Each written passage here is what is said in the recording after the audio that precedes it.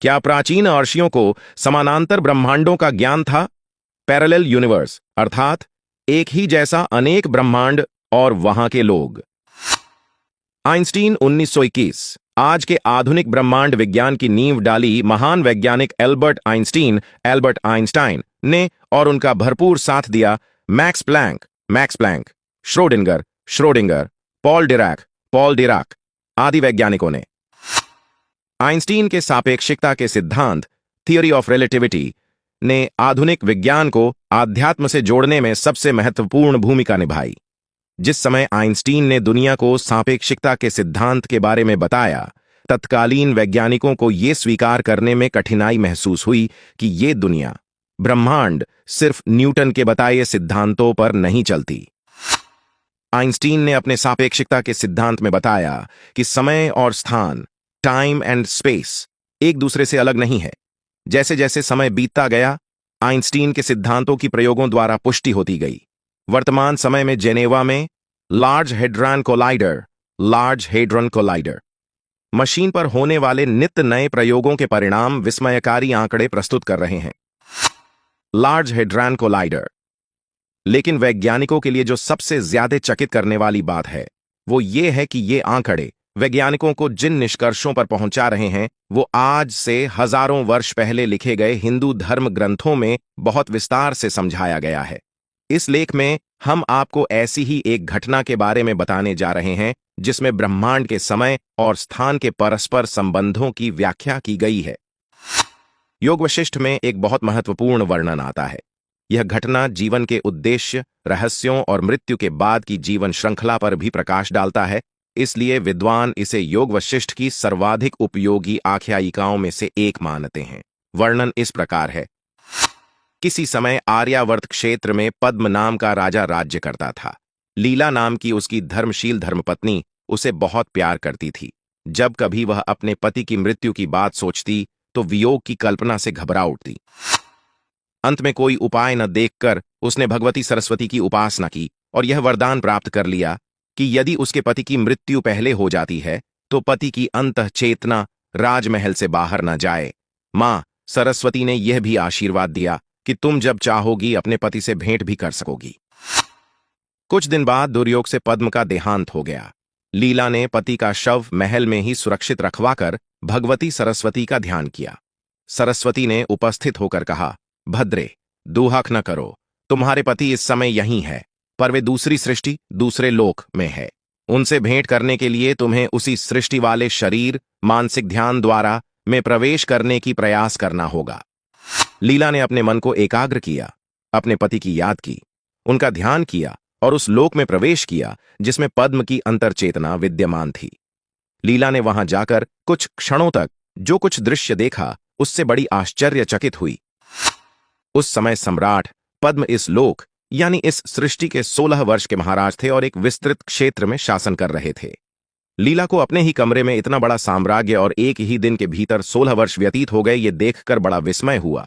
उस समय भगवती सरस्वती उनके साथ थी। उन्होंने समझाया, पुत्री, सर्गे सर्गे पृथग्रूपम सर्गांतराण्यपि तेष्पन संतः स्थ सर्गो दाह कदलीदल पीठवत योग वशिष्ठ आकाशे परमाण्वंतर्द्रव्याधेर्गुके अपिच्च जीवाणुर्यत्र तत्रेदम जगद्वेत्ति निजम वपु योग वशिष्ठ। अर्थात, हे लीला, जिस प्रकार केले के तने के अंदर एक के बाद एक परतें निकलती चली आती है, उसी प्रकार प्रत्येक सृष्टि क्रम विद्यमान है।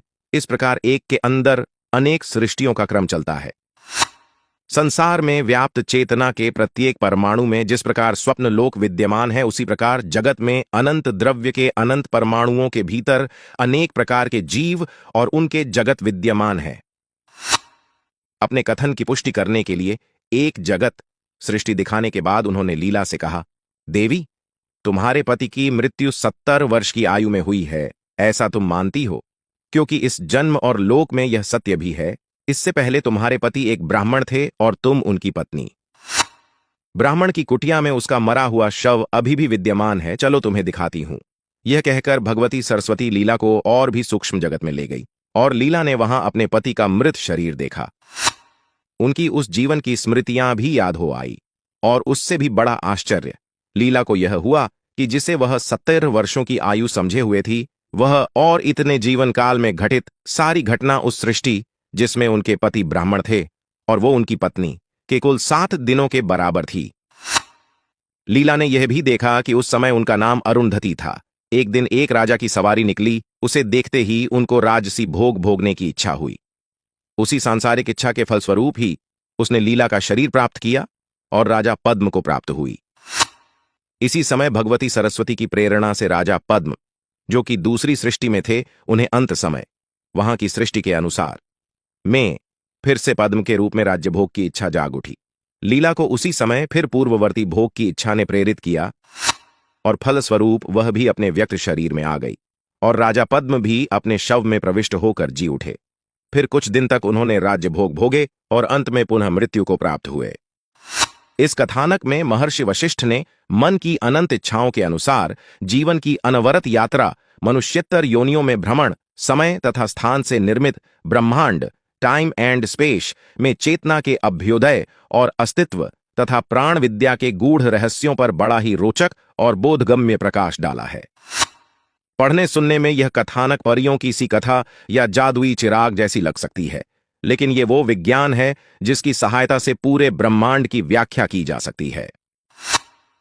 समानांतर ब्रह्मांड आज के आधुनिक वैज्ञानिकों के सामने दोहरी समस्या है। पहली ये कि वो ये स्वीकार करने में कठिनाई महसूस करते हैं कि हिंदू धर्म के प्राचीन आर्षि महर्षि समय स्थान ब्रह्मांड, यूनिवर्स, समानांतर ब्रह्मांड, पैरेलल यूनिवर्स आदि की गुत्थी सुलझा चुके थे, क्योंकि ये स्वीकार करने में इतिहास और दर्शन की सभी प्राचीन मान्यताएं छिन्न भिन्न होने का खतरा है। और दूसरी समस्या ये है कि अगर वो ये मान भी लें कि ऐसा था, तो उन प्राचीन आर्षि महर्षि के ज्ञान को उनके आधुनिक विज्ञान की भाषा में उनको समझाएगा कौन। यहां यक्ष प्रश्न यह भी है कि हमारे ही पूर्वजों द्वारा अर्जित ज्ञान और हम ही इसका महत्व नहीं समझते। मानवेतर सत्ता का विस्तार असीम है। उसकी तुलना में बहुत ही सीमित क्षेत्र डिमेंशन की दुनिया में हम अपने दैनिक जीवन के क्रियाकलाप को अंजाम दे रहे हैं। इसके परे जो दुनिया है, उसे समझने के लिए हमें अपने स्वयं का विस्तार करना पड़ेगा, तभी हम उसे समझ पाएंगे।